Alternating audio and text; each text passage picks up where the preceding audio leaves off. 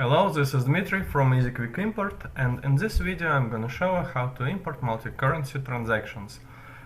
First of all, select transaction and download sample.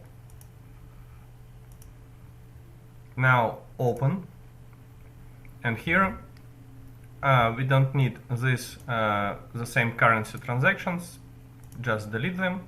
As you can see here, first line is transfer of 10 USD to euro account, it's 9 euros, and second line is transaction which is 100 euros to ask my accountant expense.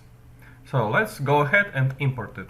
For that, now go back to EasyQuickImport and select this file, then next. Then, by the way, see that exchange rate is automatically updated. Okay, and schedule import. Then go to QuickBooks and launch.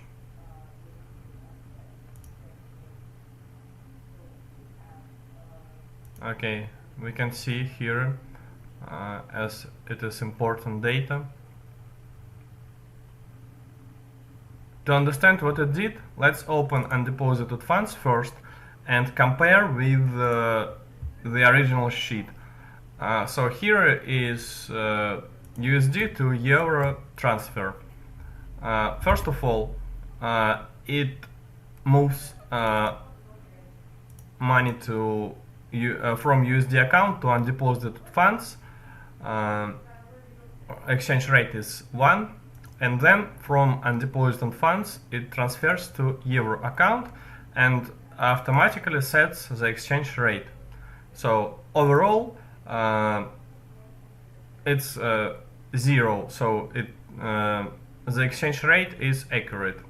Okay, and second transaction is euro account. It just transfers to ask my accountant expense. So let's open it.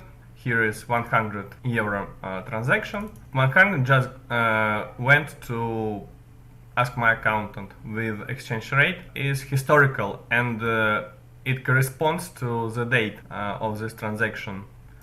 So that's it.